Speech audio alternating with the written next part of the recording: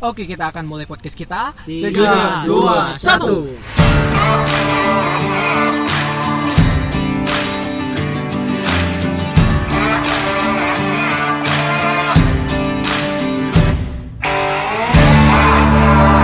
Podcastnya Ngopi ID, ocehan anti mainstream, ocehan berkualitas. Oke, jadi hari ini kita kembali akan membahas isu-isu penting di negara plus 62, ya, di tengah situasi pandemi dan juga situasi yang penuh dengan ketidakpastian, ya, dikarenakan berbagai macam kondisi yang hadir itu memang memaksa kita untuk berpikir ulang dan juga bersikap dengan bijak. Oke, bersama gue hari ini, gue ditemani oleh orang-orang radikal. Ada Bang Rifan, ada juga Dodo, ada juga Nasir Al-Muqtadi. Nah, kita bertiga ini nih, bersama tiga orang ini, gue akan memandu perbincangan kita di sore hari ini tentang pilkada serentak, ya. Terkait pilkada serentak ini, tentu saja menimbulkan pro dan kontra, dan dari pihak yang pro, yang akhirnya diputuskan bahwa pilkada ini tetap harus diselenggarakan. Mereka mengatakan ada 4 alasan gitu. Yang pertama, alasan-alasan bahwa ini adalah melaksanakan amanah undang-undang, di mana bagaimanapun kondisinya pergantian kepala daerah ataupun kepala daerah itu harus dilakukan selama dalam kurun waktu 5 tahun itu harus ada pergantian. Terus yang kedua, kita nggak tahu katanya kapan COVID akan berakhir. Artinya kalau kita memundurkan pilkada ini, toh belum tentu juga kita tahu bahwa COVID itu berakhirnya kapan. Kalau misalkan seandainya diundur-undur, apakah menjamin pilkada itu akan juga dilaksanakan, gitu ya, dan sebagainya. Terus yang ketiga adalah karena ada tata kelola anggaran yang memang sudah direncanakan, sudah dialokasikan di tahun 2020 ini. Yang kalau ini tidak digunakan tentu saja akan hangus, dan kemudian ini pun merupakan ada hak konstitusional katanya, ya. Jadi ada hak konstitusional di mana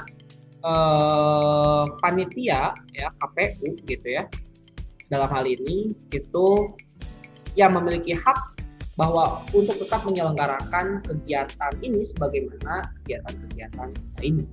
Nah, hari ini kita akan memperbincangkan di seputar pilkada ini, tapi bukan masalah pro dan kontranya, tapi lebih memasuki hal yang mungkin lebih jarang dibahas oleh orang-orang, ya. Oh ya, jadi kira-kira itulah ya, kira-kira itu yang akan kita bahas. Kita akan bagi jadi 2 segmen, jangan kemana-mana, tetap di sini.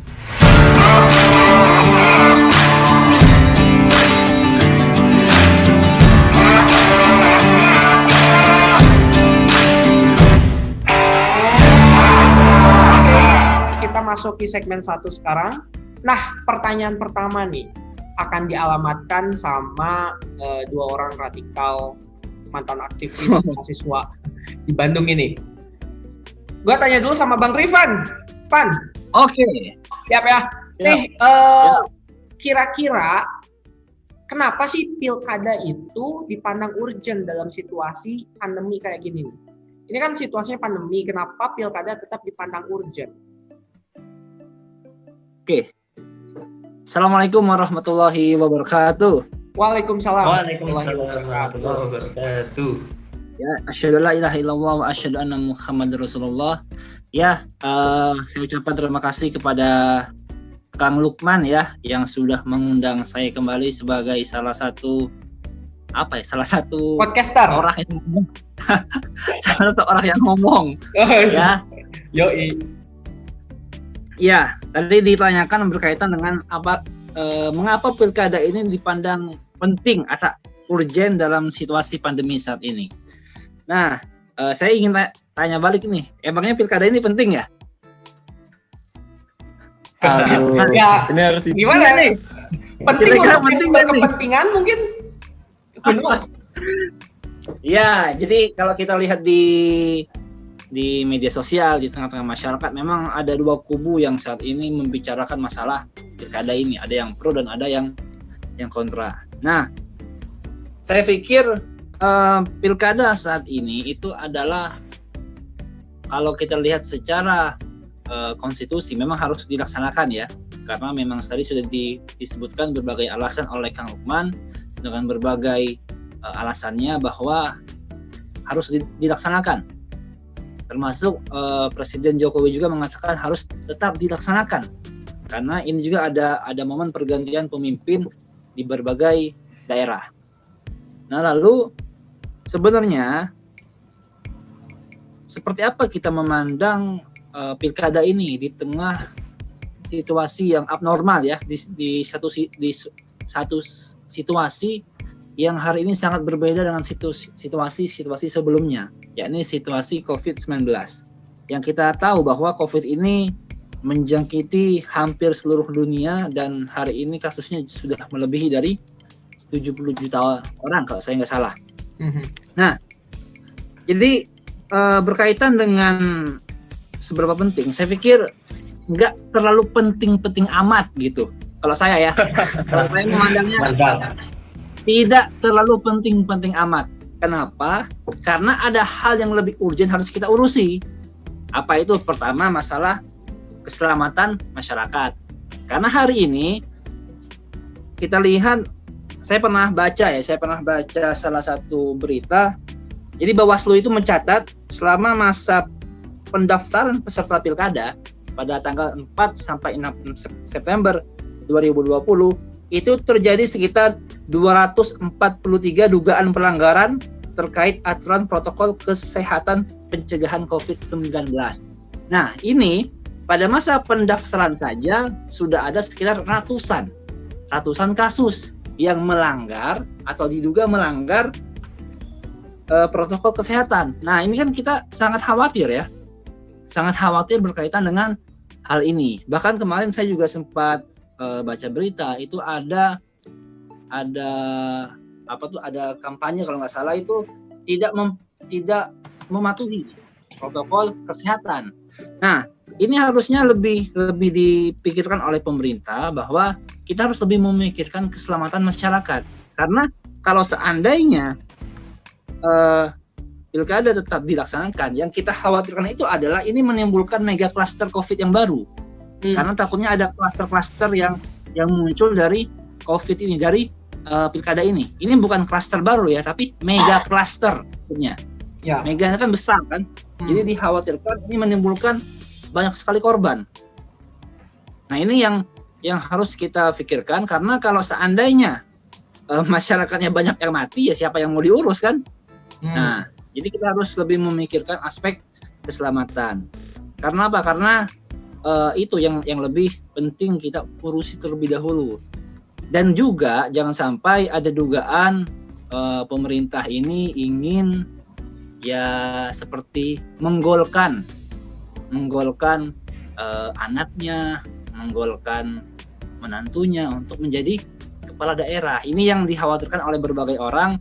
Karena ada dugaan di tengah-tengah masyarakat, orang memandang kenapa pilkada ini harus tetap berjalan karena ya Presiden Jokowi ingin memasukkan keluarganya ke dalam lingkaran kepala daerah. Nah, ini kan menimbulkan satu opini yang membuat resah juga di tengah-tengah masyarakat. Nah, ini perlu kita lihat secara lebih menyeluruh. Nah, berkaitan dengan hal ini, maka saya lebih prefer kepada hal yang tadi ya, bahwa kita harus lebih mengutamakan keselamatan masyarakat. Karena hari ini kita ketahui bahwa masyarakat ini kan ya seperti tidak percaya ya terhadap COVID ini. Mereka menganggap bahwa COVID ini adalah ya konspirasi lah, adalah bisnis lah, dan lain sebagainya. Sedangkan fakta di tengah-tengah kita itu ya COVID ini memang ada.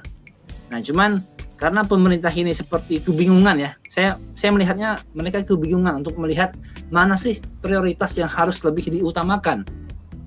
Jadi saya melihat mereka ini ya bingung, atau mungkin bukan bingung ya, mereka ini gesrek ya, agak-agak ngaco mikirnya, agak-agak ngaco, iya, karena ya hari ini juga ya berkaitan dengan yang lagi trending di Twitter saat ini kan berkaitan dengan RUU Omnibus Law kan Ya, yang Omnibus sedang Law. tren.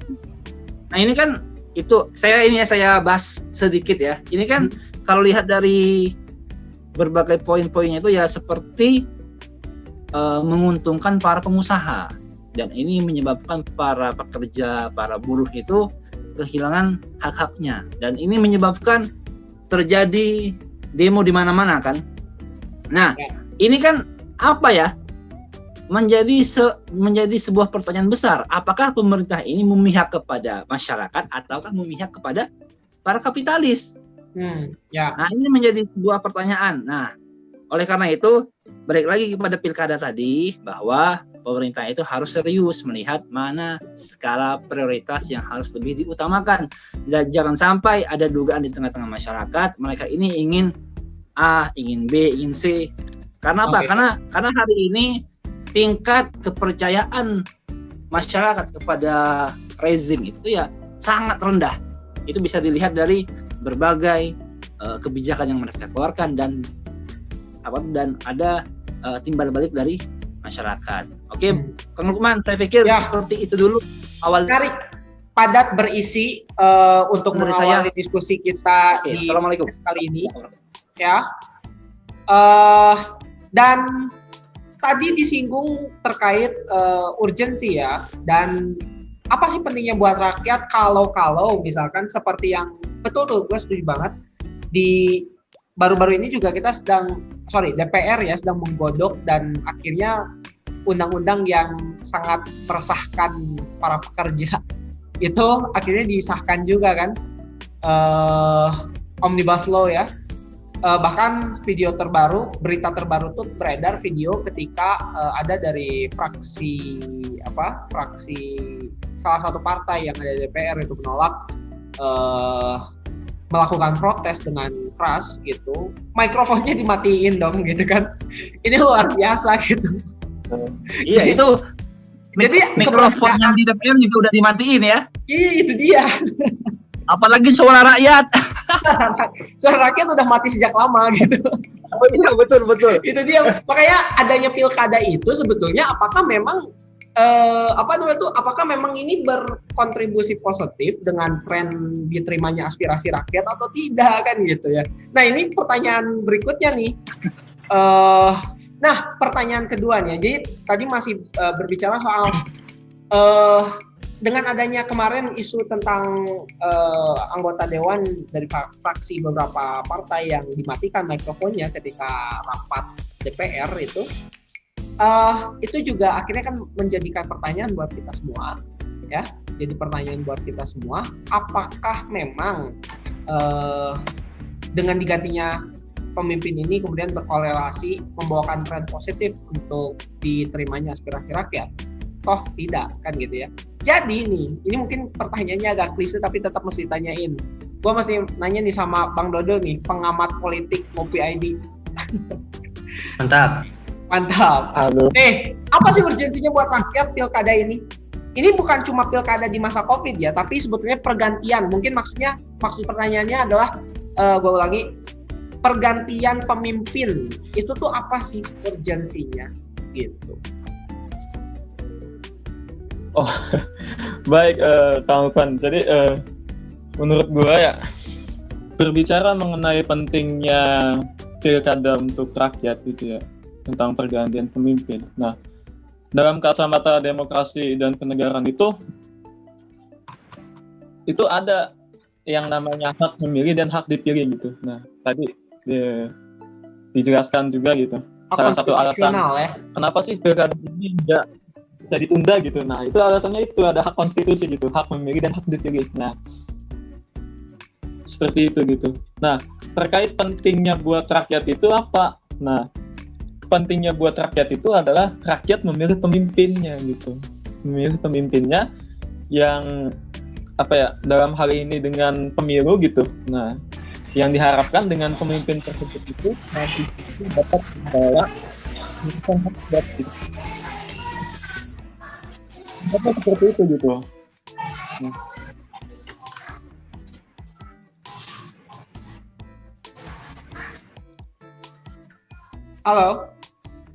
Halo, hilang suaranya? Ya, halo. Suaranya tadi hilang. Ya, sorry. Oh iya, sorry. Ya, jadi singkatnya terus seperti itu gitu, tentang hak memilih dan hak dipilih gitu. Nah, itu dalam kacamata demokrasi gitu. Rakyat itu memilih pemimpinnya yang mana nanti si pemimpin tersebut itu adalah mengurus dan mengelola ini keperluan rakyat gitu. Nah, meskipun pada kenyataannya gitu ya, itu ya nggak sejalan dengan apa yang telah direncanakan oleh demokrasi tersebut gitu, Kang. Nah, seperti itu gitu. Ya. Nah, Oke. Jadi kalau bicara soal seberapa penting untuk rakyat, mungkin untuk keberlangsungan sistem itu sendiri penting ya, keberlangsungan demokrasi itu sendiri penting ya. Penting ya. nah penting. Ya, oke. Dalam demokrasi itu sendiri. Itu dalam kacamata demokrasi. Nah, kita belum berbicara mengenai kacamata yang lain nih, gitu. Nah, Jadi tapi benar dong kalau bahkan gitu. kan, Berarti memang suatu Iya, kebutuhan. Artinya kan kalau ini bicara penting dan tidak, berarti ini sudah masuknya ke ranah bahwa memang memilih pemimpin itu kebutuhan dong. iya, itu dalam kacamata demokrasi gitu. Namun dalam hal ini di mana pilkada serentak ini dilaksanakan di tengah-tengah wabah itu membuat jadi membuat rakyat itu ya nggak terlalu penting gitu. Bahkan ada hal yang urgent yang lainnya gitu. Nah, seperti apa yang dikatakan Bang Rifan, yaitu kesehatan masyarakat. Nah, seperti itu gitu. Nah, jadi dalam kacamata itu penting. Nah, kalau misalkan dalam kacamata rejim, nah tentu ini pun ya hal yang penting gitu bagi rejim itu. Makanya rejim itu seolah-olah Kang ya, mohon maaf kasarnya itu adalah tuli gitu. Tuli nggak mau mendengarkan aspirasi rakyat gitu. Bahkan ormas terbesar di Indonesia yaitu NU dan Muhammadiyah. Nah, coba itu mendesak pemerintah untuk melakukan pilkada gitu. Untuk menunda ya. Bukan Iya, untuk menghilangkan pilkada tahun ini, tapi untuk menunda ya, begitu ya. Kayaknya memang udah tulis sih pemerintah. Dari dulu udah tulis, nggak pernah mendengar suara kita kan? Mana pernah mereka dengar? Atau jangan-jangan begini, logikanya begini, jangan-jangan dengan diadakannya pilkada ini justru supaya digantikan oleh orang-orang yang bisa lebih mendengar. Bisa saja. Emang kan? bisa ya? Emang Iya, bisa gitu? Justru itu. Ya. Mungkin untuk pendapat yang satu ini kita coba tanyain juga nih ke orang yang mungkin dari tadi udah gatal buat ngomong. Nasir. Waduh. Iya. Ya, jadi kalau Ana lihat ya, tadi juga sudah disinggung juga oleh Kang Dodo bahwa bahkan organisasi sebesar NU dan Muhammadiyah juga sudah minta untuk ditunda gitu kan. Selain itu ya, jadi selain dari NU dan Muhammadiyah, ada juga dari LIPI ya. Jadi mereka berpendapat berdasarkan dari merekomendasikan gitu ya, LIPI merekomendasikan pemerintah untuk menunda pelaksanaan pilkada pada tahun ini.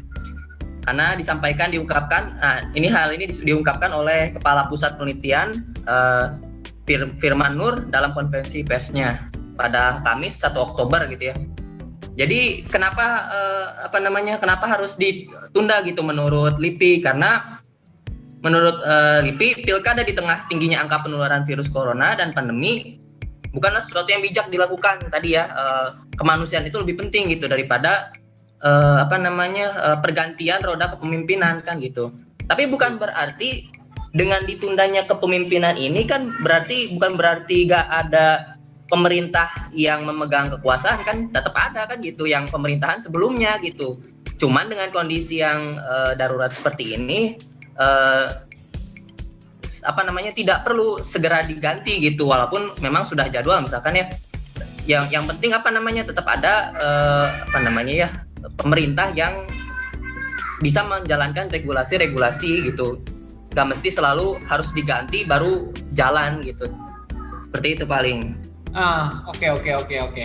Ya, ini pun sebetulnya jadi serba ini ya. Sebenarnya setiap elemen itu sama-sama punya argumentasi yang kuat. Ini pun akhirnya seperti yang dirilis di Tempo nih contohnya. Polri tegaskan siap tindak pelanggaran protokol di Pilkada 2020. Ini kayaknya ya, ini kemampuan Polri itu kayak gimana sih gitu? Apakah terukur atau tidak gitu? Ya, karena kalau kita bicara soal pilkada itu alur pelaksanaannya itu kan nggak cuma orang datang ke TPU terus kemudian coblos. Mungkin kalau untuk hal itunya oke ya. Tapi kan yang terjadi sekarang itu bahkan sudah terjadi beberapa tempat partai petahana, contohnya salah satu petahana yang memang mengadakan konser gede-gedean meskipun pakai masker, tapi itu kan semuanya ada di sana tuh.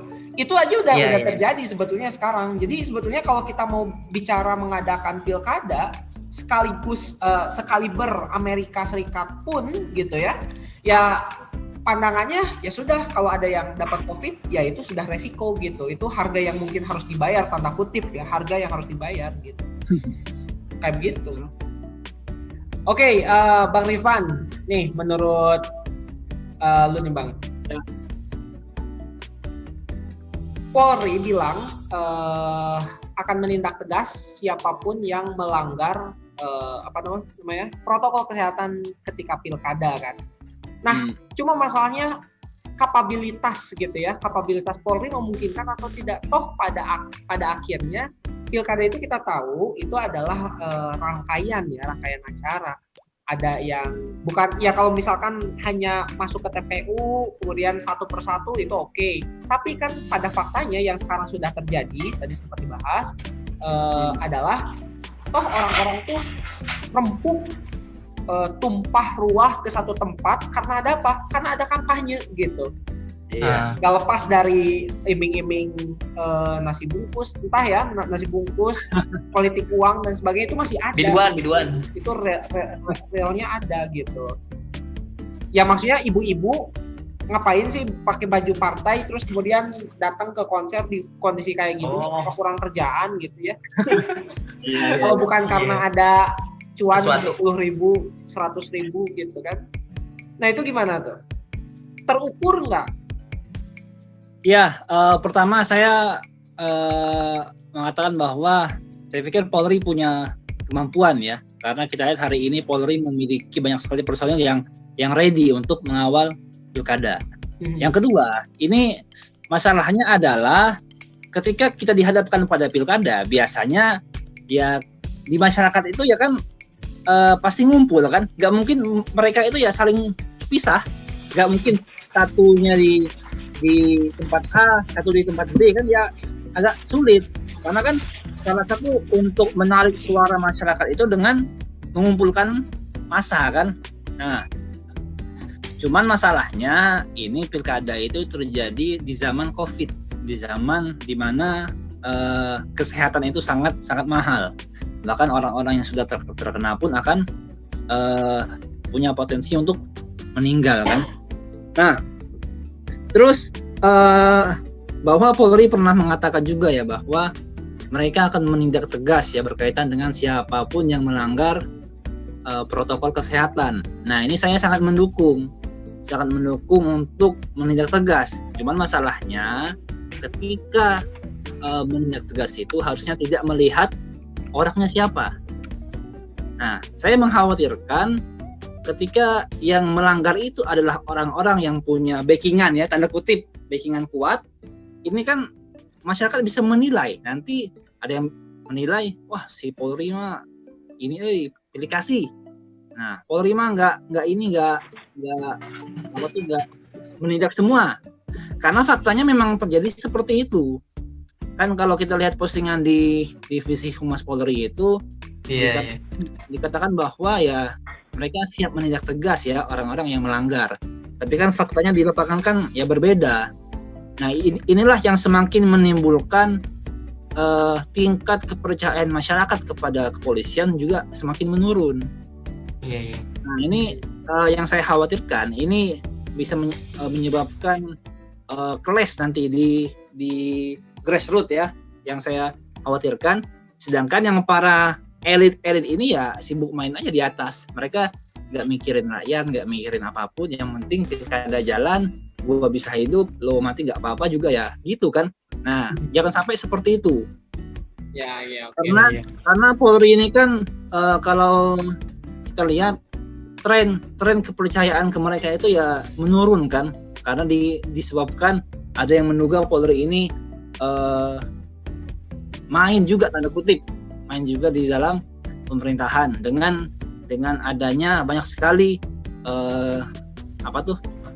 jenderal kepolisian yang mendapatkan jabatan kan di pemerintahan. Iya. Ini seharusnya menjadi ajang bagi Polri untuk membuktikan kepada masyarakat bahwa mereka itu adalah lembaga yang independen, bukan lembaga yang disetir sana sini oleh para cukong, para antek-antek, dan para yang mempunyai kepentingan.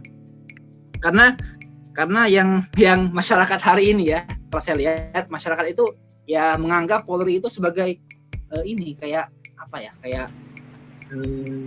musuh gitu. Contoh kecil masalah misalnya Polantas nih, masyarakat kan kayak banyak yang ini ya, banyak yang nggak seneng. Padahal Polri itu sejatinya ya orangnya banyak yang baik kan, cuman ada oknum tertentu yang memanfaatkan kepolisian ini untuk mendulang jabatan, untuk mendulang tanda kutip cuan gitulah. Nah ini saya pikir Polri harus sikap netral ya, balik lagi ke pertanyaan tadi, menindak semua yang melanggar protokol kesehatan. Karena apa? Karena ya hari ini kan sudah disahkan ya, pilkada tetap jalan kan.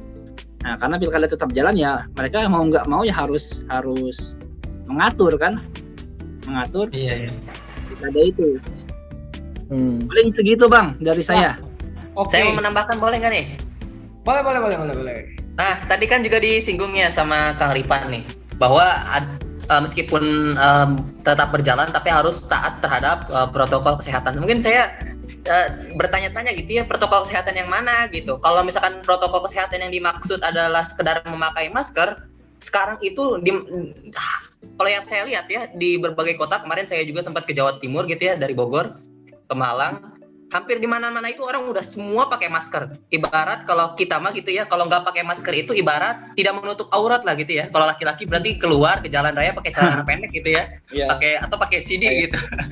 Nah, semua orang tuh udah pakai, tapi apa faktanya? Justru sekarang itu ya dari berita yang saya baca gitu, dari bulan Juli sampai bulan September itu kenaikannya itu 4 kali lipat gitu. Padahal semua orang sudah hampir bilang pasti pakai masker gitu. Jadi dengan sekedar protokol kesehatan doang gitu ya, yang faktanya juga mungkin belum secara signifikan menekan angka penularan gitu. Saya pikir enggak sih, tetap aja gitu berbahaya dan mengancam kesehatan masyarakat kan gitu. Kan itu aja. Ya, oke. Ya benar banget. Jadi semua orang udah pakai masker, tapi tetap saja ya yang namanya ini kan invisible virus gitu. Jadi memang pada dasarnya dia nggak penyebarannya itu kan sejak awal permasalahannya penyebarannya itu yang susah diprediksi gitu. Yang sangat cepat itu, yang pasti itu karena ada kumpulan. Nah itu di situ ya. Betul tadi bisa jadi mega cluster ya. Oke, kita cukupkan saja pembahasan untuk masalah tadi yang itunya ya. Soalnya masih ada di bahasan-bahasan lain kita ya. Nah, ngomong-ngomong soal ini, kita langsung aja ke pertanyaan berikutnya. Efektif nggak sih pilkada kali ini untuk mencari pemimpin yang menampung aspirasi ini? Bebas nih, siapa nih? Sebelum kita beralih ke segmen 2 nih. Ya, silakan. Efektif atau enggak sih? Dodo, gimana Dok? Ya, baik. Berbicara tentang efektif apa enggak di tengah pandemi ini ya pilkada ya. Nah, kalau menurut saya Kang ya, ini sangat tidak efektif Kang. Pemerintah ini ya melaksanakan pilkada serentak gitu. Nah, meskipun KPU ya itu telah mengeluarkan peraturan gitu bahwasannya pilkada serentak ini, nah ketika melakukan kampanye, nah ini aturan KPU yang lama ya, itu tidak boleh menghadirkan massa lebih dari 100 orang. Nah, itu aturan KPU yang lama gitu. Nah, pada kenyataannya itu yang konser yang di Solo itu gimana kabarnya gitu? Iya, itu jadi persoalan. Itu yang itu tuh kan lebih dari 100 orang gitu. Nah, makanya pilkada ini ya sangat tidak efektif gitu. Itu dari segi ditambah lagi pilkada ini digelar di 270 daerah gitu. Nah, tentunya ini dengan kondisi kesadaran masyarakat yang berbeda gitu Kang. Nah, iya nggak? Iya betul. Nah, betul. Jadi ya bahkan saya dapat informasi gitu, calon kepala daerah Bontang kalau nggak salah, calon kepala daerah Bontang itu wafat gara-gara positif COVID gitu. Nah, coba. Sudah ada. Nah, gitu.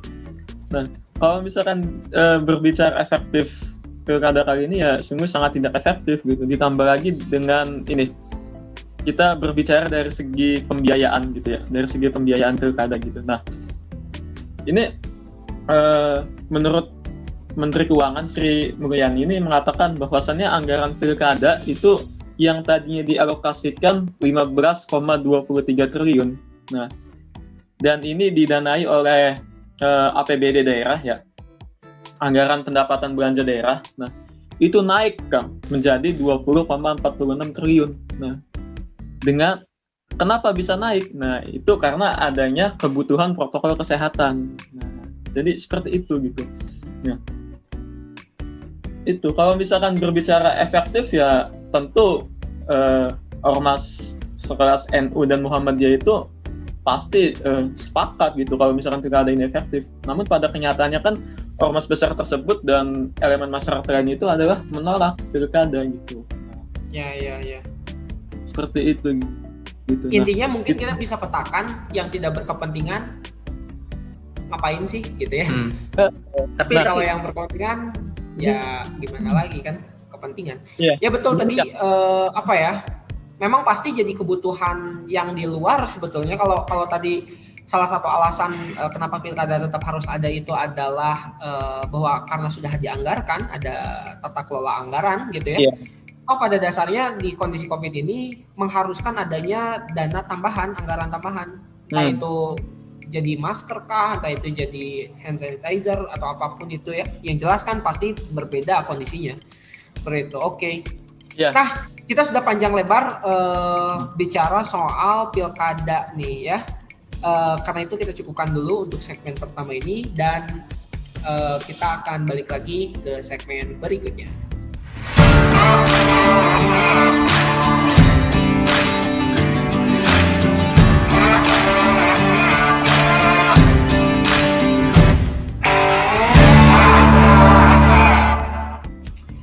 Oke, sekarang kita memasuki segmen yang kedua nih.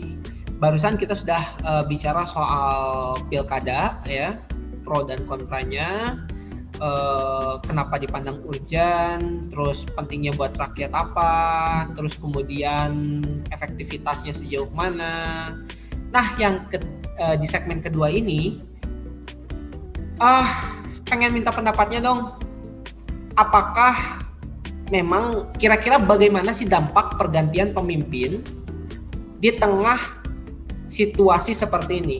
Dalam artian hari ini kan pemimpin yang sudah kepala-kepala daerah yang sudah punya track record saja begitu ya, mungkin dia sudah melakukan program apa di daerahnya untuk penanggulangan COVID dan sebagainya, itu saja masih tidak berhasil menekan pertumbuhan infectious rate.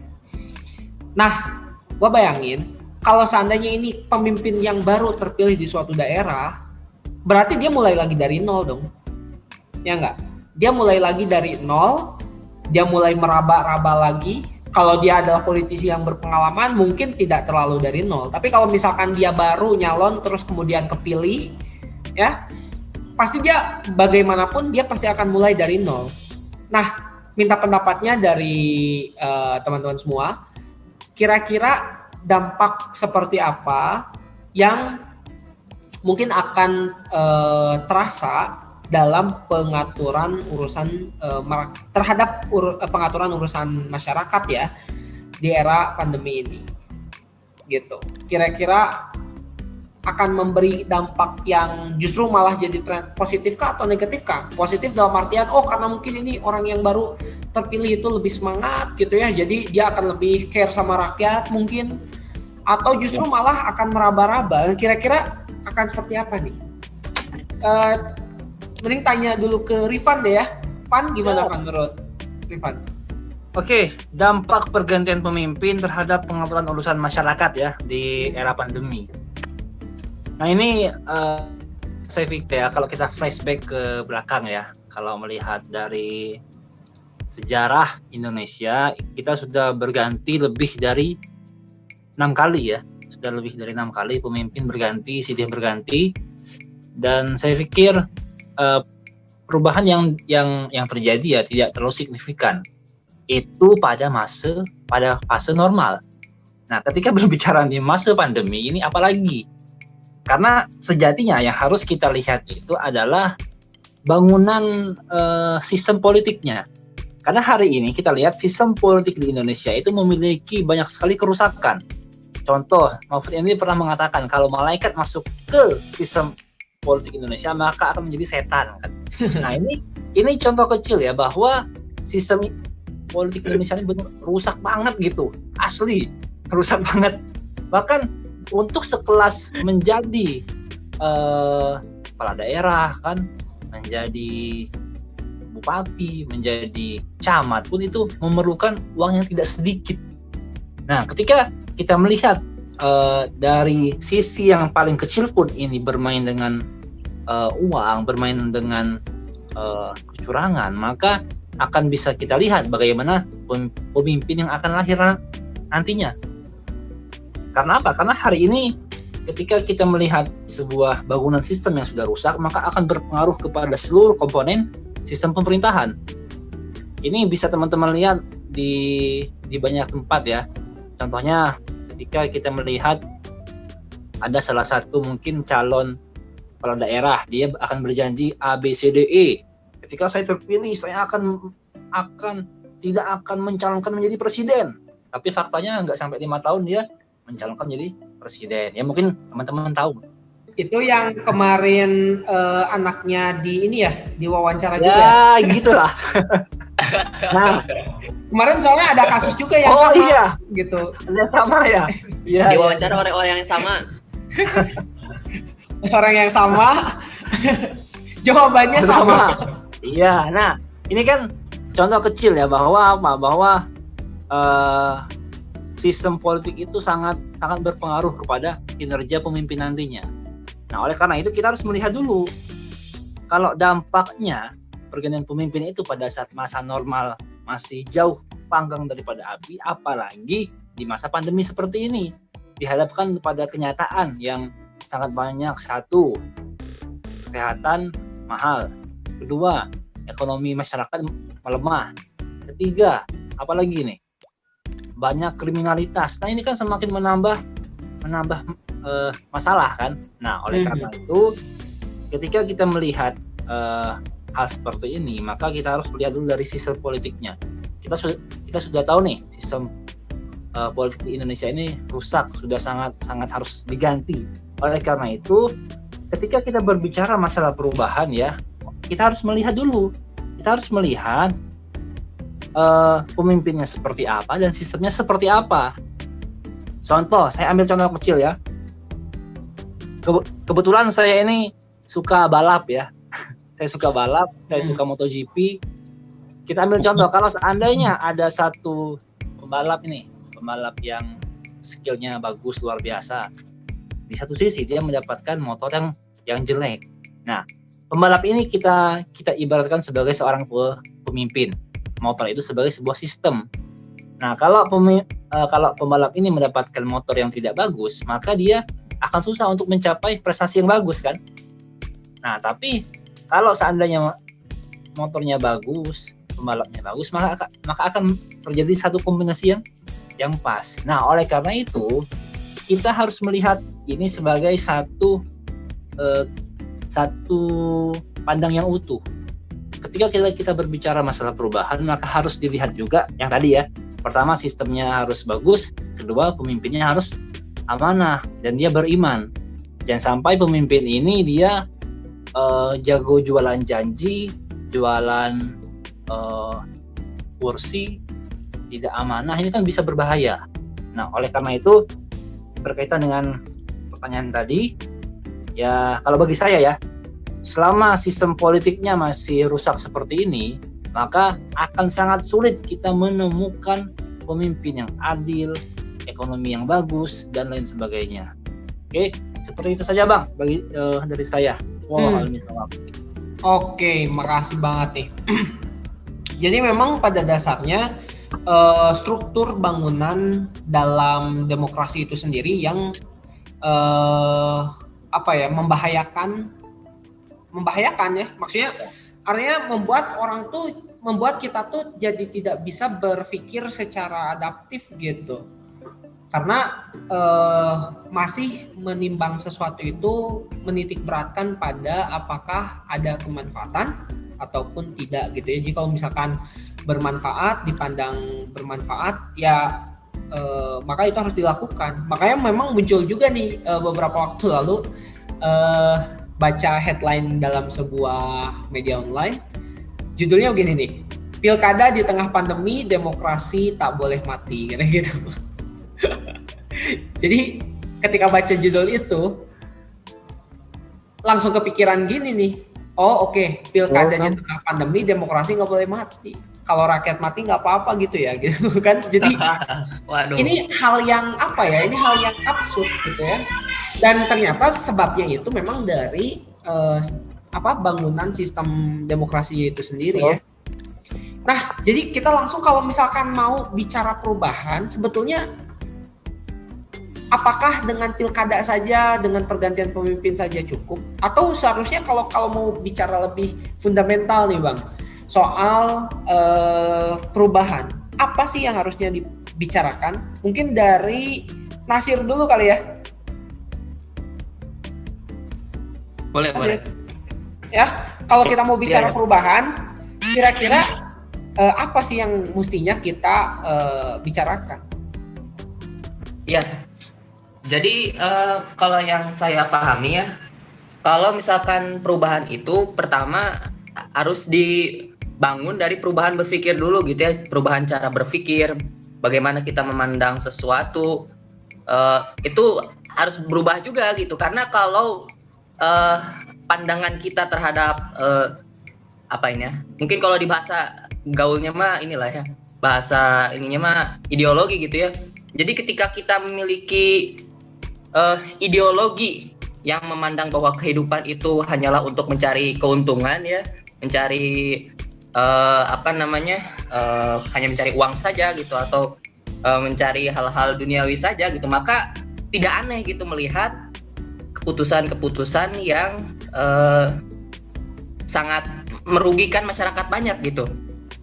Jadi walaupun misalkan gini, demokrasi dibilang adalah untuk kepentingan masyarakat, tapi faktanya dari banyak hal yang kita lihat gitu ya, demokrasi justru banyak menyengsarakan rakyat gitu. Yang diuntungkan justru bukan rakyat, tapi ya orang-orang dengan modal kan gitu. Nah, mungkin pertama yang harus kita rubah tadi, bagaimana cara pandang kita terhadap segala hal sesuatu ya, atau bisa dibilang ideologi lah.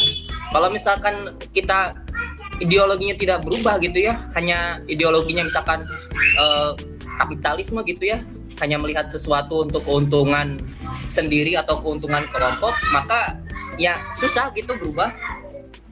Oke. Makanya kita lihat ya, saya juga sering ngobrol dengan pedagang-pedagang kecil gitu ya, dan ya mereka tuh sepakat gitu bahwa ada yang salah gitu dengan negeri ini. Misalkan bagaimana untuk menjadi seorang wali kota, menjadi seorang gubernur, apalagi menjadi seorang presiden, bahkan menjadi kepala desa saja itu modalnya itu miliaran kan gitu, menjadi kepala desa.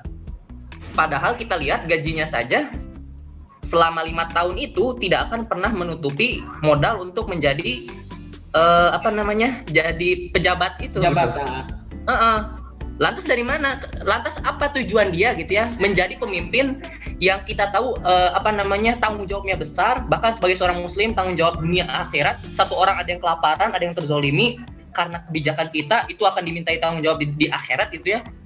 Yang kalau secara logis mah ngapain gitu jadi pemimpin gitu? Kalau bisa jadi rakyat mah mendingan jadi rakyat gitu.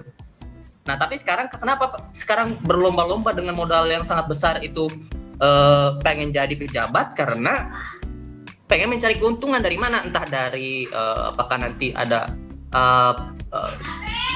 perjanjian atau kerjasama dengan pengusaha yang akhirnya mengeksploitasi sumber daya atau segala macam, atau misalkan dari nanti apakah korupsi atau sebagaimana.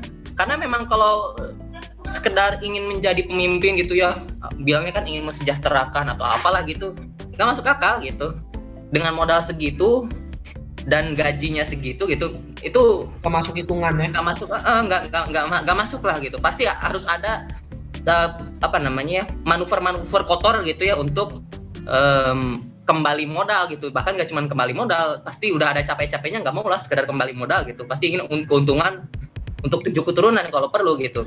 Jadi ini masalahnya gitu. Masalah di negeri kita itu sebenarnya kapitalisme gitu. Cara pandang hidup seseorang di mana menghalalkan segala cara dan untuk keuntungan gitu ya. Dan mungkin kalau saya lihat cara yang paling efektif, cara yang paling bisa mendatangkan harta dengan banyak itu ya, harta yang banyak itu adalah dengan menjadi pejabat kan gitu, pejabat atau pengusaha yang membacking pejabat kan gitu, sehingga banyak keuntungan di antara mereka berdua ini yang tercipta gitu, di antara pejabat dengan pengusaha gitu. Mungkin seperti itu kali ya Kang. Oke. Kalau pendapat dari yang lain barangkali Dodo atau Rifan? Dodo lah mungkin. Halo, Kang Lukman. Oke. Aduh, tadi sorry sempat terlewatkan, tiba-tiba ada telepon masuk gitu ya, nggak tahu dari siapa. Nah, sorry, sebelumnya Kang, ini kita lagi masuk ke segmen ketiga ya? Kedua. Oh, segmen kedua. Segmen terakhir, segmen 2. Oke, iya. Nah, terkait mengenai pergantian pemimpin gitu ya. Saya sepakat dengan apa yang dikatakan oleh Nasir tadi gitu. Bahwasannya sistem hari ini tuh orientasi kebahagiaannya itu adalah bagaimana cara orang itu memenuhi keinginannya gitu. Nah, jadi orang dalam sistem kapitalis itu yaitu bagaimana mereka itu berlomba-lomba mencari sarana atau prasarana untuk memfasilitasi keinginannya gitu Kang. Nah, makanya wajar jika orang dalam sistem ini tuh ya sibuk mencari duit, sibuk dengan pekerjaannya. Nah, itu tuh semata-mata untuk apa? Ya untuk bagaimana memenuhi keinginannya, dan keinginan itu tersebut itu adalah kebahagiaan bagi mereka gitu, kebahagiaannya gitu. Nah, begitu. Oke. Nah, ini terkait mengenai pilkada kan ya. Nah, justru kalau misalkan di pilkada ini pergantian pemimpin ini akan berdampak hal yang positif. Nah, jujur saya pesimis gitu. Nah, terkait dengan sistem yang ada gitu, apalagi ketika ingin jadi pemimpin itu membutuhkan biaya yang sangat besar gitu. Nah, ini ya ngomong-ngomong mengenai pilkada gitu ya, saya jadi inget gitu. Kemarin itu ada yang menyampaikan ke saya gitu, Kang, mau nggak jadi panitia pilkada gitu. Waduh, orang dalam. Waduh. Lumayan itu. Ada yang menyampaikan ke saya gitu. Ambil kesempatan tuh. Iya, lumayan duitnya. Cuma keberadaan di sini jadi menyalahi kode etik. Oh iya betul. Ada yang terkait itu gitu. Ditambah lagi dari keluarga itu ada yang mencalonkan diri menjadi calon kepala desa gitu. Nah, lebih seperti tahu itu lagi gitu. nih. Nah, terkait iya, saya udah diwanti-wanti untuk mengarahkan anak-anak muda di sini gitu. Waduh. Oke. Ini Iya, kan iya. terkait pilkada gitu ya. Apalagi sejarah itu kan telah mencatat dengan rapi bahwasanya selama masa pilkada atau pemilu itu bahkan tidak menghasilkan apapun untuk rakyat gitu kecuali janji manis mereka gitu. Nah, ya halo. Ya. Bahkan Mahfud MD sendiri itu mengatakan bahwasannya calon kepala daerah itu 92% itu dibiayai oleh cekong gitu. Coba. Jadi wajar kalau misalkan mereka terpilih gitu ya dan jadi pemimpin, nah rakyat itu diselingkuhi dengan cekong gitu. Nah, ini yang patut kita curigai gitu. Bahwasannya ya wajar juga kalau misalkan DPR hari ini adalah mengesahkan undang-undang Omnibus Law gitu. Nah, Ya. apalagi artikel yang pernah saya baca itu kalau nggak salah itu 45% anggota DPR itu merangkap menjadi pengusaha gitu. Coba. Ya. Iya, merangkap jadi pengusaha gitu. Nah, jadi sangat tidak mungkin kan kalau misalkan dengan adanya pergantian pemimpin ini bisa diraih perubahan gitu. Apalagi perubahan itu diraih selama 5 detik berada di bilik suara gitu. 5 menit lah, 5 menit jangan 5 detik. Buat melakukan vandalisme 5 menit cukup. Ya. Sangat tidak mungkin gitu ya pilkada itu bisa bisa menghasilkan pemimpin yang baik gitu. Ya, oke. Nah. Oke. Sip. Oke, ya kan. Oke, lanjut ya Siap. ke Rifan. Jadi Siap. tadi sudah disampaikan ya pendapat dari dua kawan-kawan kita ini di sini ya, bahwa bicara perubahan, bicara apa sih? Toh pada akhirnya dengan pilkada itu mustahil gitu ya. Bukan cuma pilkada, malah juga mungkin pilpres gitu ya. Jadi kalau gitu mesti gimana nih? Kalau bicara perubahan mesti gimana sih? Ini sebagai Rifan gitu. Ya, kalau kita berbicara perubahan, maka kita harus melihat sebuah solusi ya. Nah, kita lihat bahwa di dunia saat ini, kalau kita lihat banyak sekali negara-negara yang menggunakan ideologi tertentu untuk mengatur negaranya. Nah, dan kalau kita lihat sekarang ada 2 ideologi besar yang berkuasa ya. Pertama kapitalisme dan yang kedua sosialisme. Dan ini dijadikan solusi bagi mereka. Nah, ternyata ada yang kelupaan. Kalau kita melihat dari ideologi, maka ada juga sebuah solusi yang lain. Apa itu? Nah, berbicara masalah solusi, maka harus dilihat dari perspektif Muslim, ya. Saya sebagai seorang Muslim selalu mengatakan bahwa agama saya itu memiliki seperangkat aturan yang mengatur hubungan kita dengan Allah, hubungan kita dengan sesama manusia, dan hubungan kita kepada diri kita sendiri. Oleh karena itu, Islam itu memiliki semua solusi untuk kehidupan kita. Mulai kita dari bangun tidur, kita mau masuk WC, sampai kita tidur kembali. Termasuk juga dalam mengurus urusan pemerintahan.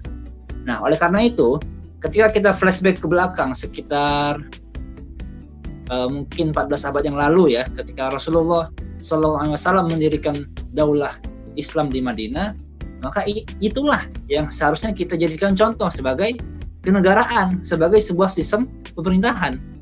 Karena kalau berbicara solusi, itu kita harus mengambilnya dari Islam karena kita seorang Muslim. Dan dari sejarah pun mengatakan ketika Islam itu dijadikan sebagai way of life ya, sebagai pandangan hidup sebagai sebuah aturan hidup, maka dunia ini akan mendapatkan kebarokahan, dan kebarokahan itu tidak hanya untuk kaum muslimin, tetapi juga untuk orang non-muslim. Jadi dulu ketika Rasulullah membangun sebuah negara Islam di Madinah, itu tidak hanya orang Islam, ada orang Yahudi, ada juga orang Nasrani, dan lain sebagainya.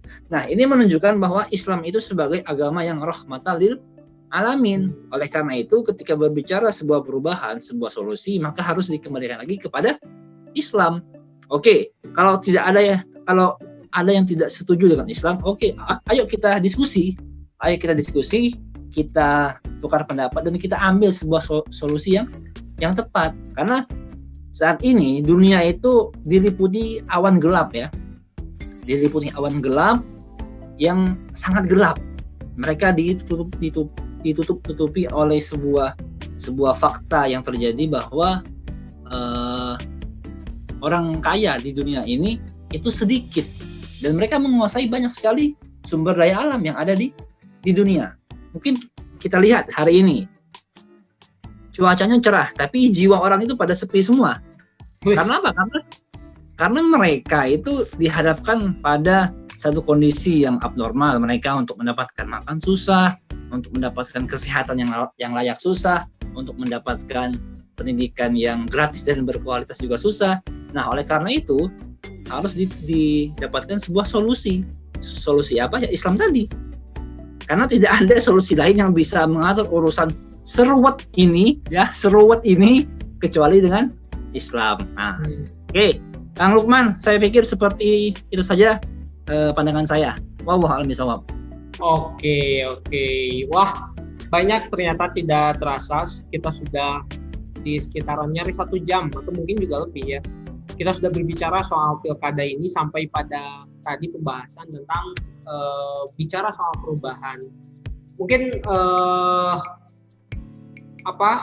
coba sedikit diambil poin-poinnya ya tadi. Jadi ketika kita bicara soal seolah-olah pilkada ini menjadi sesuatu hal yang urgent, itu sebetulnya tidak lepas dari cara pandang orang yang memandang urgent itu sendiri ya. Karena mungkin berpikir dengan pilkada inilah momentum untuk menciptakan suatu perubahan, dengan pergantian pemimpin akan ada suatu perubahan. Tapi toh pada faktanya tidak sesederhana itu ya. Karena perubahan itu sendiri tercipta ya. Tadi kalau mungkin dari pendapatnya Nasir itu karena pemikirannya gitu kan, dari pemikiran orang-orang. Terus tadi juga dari Dodo dan Rifan itu berbicara soal bahwa faktanya realitasnya tidak seperti itu. Kondisinya di lapangan ketika pemimpin itu naik toh tidak langsung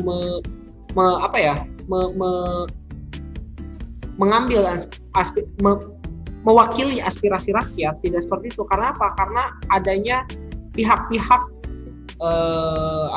berkepentingan yang mengantarkan para pejabat-pejabat itu, sehingga ketika mereka berkuasa pun akhirnya menjadi corong ya, menjadi perwakilan dari aspirasi para cukong gitu ya, para cukongkah atau para pengusahakah gitu ya. Nah, dan solusinya adalah yang memang tadi kita harus kembalikan lagi pada cara pandang yang benar ya. Jadi bicara perubahan bukan hanya bicara soal pergantian pemimpin, tapi bicara sesuatu yang lebih fundamental, yakni bicara soal bagaimana sih kita tuh harusnya diatur dalam kehidupan. Kita bicara soal Islam ya. Wede, akhirnya beres juga nih podcast kita pada sore hari ini, perjumpaan kita hari ini. Untuk terakhir barangkali mungkin ini salah urutan ya, tapi jangan lupa untuk selalu tongkrongin podcast kita ya dengan tema-tema terkonteks lainnya. Tetap ikuti Ngopi ID ya di Instagram @ngopiid, dan juga kalau di YouTube ada kajian opini ya. Terima kasih untuk kawan-kawanku semua yang ganteng-ganteng dan berbahaya. Rifan, Dodo, dan Nasir ya. Terima kasih. Kita tutup saja perjumpaan kali ini. Dadah. Dah. Oke.